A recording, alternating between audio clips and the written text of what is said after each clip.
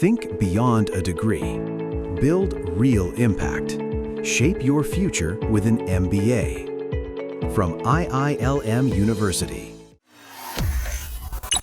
Epstein files में कथित तौर पर प्रधानमंत्री नरेंद्र मोदी के नाम का जिक्र होने पर विदेश मंत्रालय की तरफ से बयान सामने आया है। गौरतलब है, अमेरिकी न्याय विभाग द्वारा जेफरी एप्स्टीन फाइल्स में पीएम मोदी की 2017 की इजराइल यात्रा का जिक्र किया गया है। इसके बाद कांग्रेस ने निशाना साधा है और कहा कि यह राष्ट्रीय शर्म का विषय है। प्रधानमंत्री मोदी किस लिए एप्स्टीन की सलाह ले रहे थे, लेकिन अब इस पूरे मामले पर विदेश मंत्रालय ने सफाई दी है।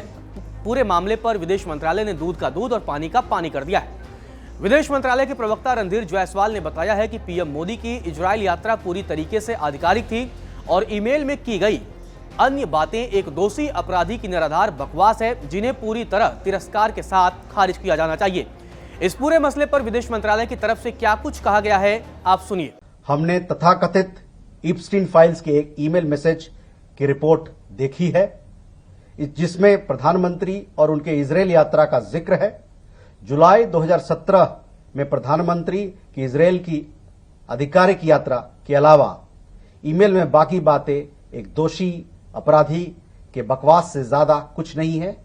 इन्हें उसी तिरस्कार से नजरअंदाज करना चाहिए जिसके वो लायक है। गौरतलब है, एप्स्टीन फाइल्स में कथित तौर पर प्रधानमंत्री नरेंद्र मोदी का नाम सामने आने के बाद बवाल मच गया है। कांग्रेस ने पीएम मोदी का नाम लेकर सीधे तौर पर निशाना साधा। आपको बता दें कि पवन खेड़ा, जो कि कांग्रेस के नेता हैं, उन्होंने सोशल मीडिया पर एक लंबा चौड़ा पोस्ट लिखा और पीएम मोदी पर सीधे तौर पर सवाल उठाया। साथ ही उनकी यात्रा को लेकर भी कई तरीके के गंभीर सवाल खड़े किए।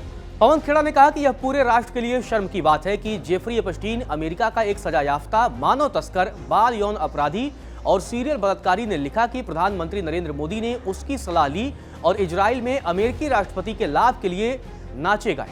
वे कुछ हफ्ते पहले मिले थे। It work. भारत के प्रधानमंत्री की इस बदनाम व्यक्ति से इतनी निकटता और उसके निर्णय लेने की क्षमता, पारदर्शिता और राजनयिक शिष्टाचार पर इससे गंभीर सवाल खड़े होते हैं। अब यह साफ हो चला है कि प्रधानमंत्री के जेफरी एप्स्टीन के साथ सीधे और रहस्यमय संबंध थे, जिसकी कुख्यात अभिजात क्लाइंट्स की सूची ने पूरी दुनिया में तब तूफान मचा दिया जब से एप्स्टीन फाइलें जारी होना शुरू हुई थी।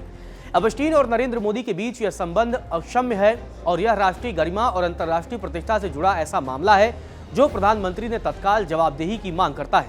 पीएम मोदी को स्पष्ट करना चाहिए कि वे जेफरी एप्स्टीन की सलाह किस लिए ले रहे थे। उन्होंने कई तरीके के सवाल खड़े किए हैं। पवन खेड़ा ने सवाल पूछा, इजराइल में अमेरिकी राष्ट्रपति के किस लाभ के लिए नाच गा रहे थे?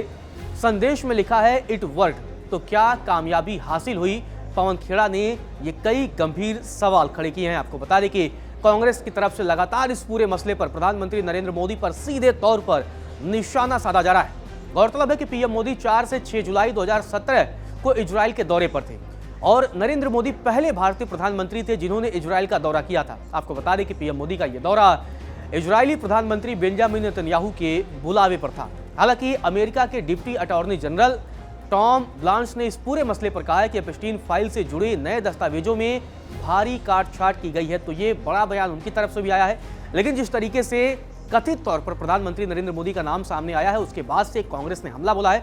हालांकि अब विदेश मंत्रालय ने सफाई दी है। विदेश मंत्रालय की तरफ से कहा गया है कि पीएम मोदी का दौरा पूरी तरीके से आधिकारिक था और वहां पर ऐसी कोई बात हुई नहीं थी।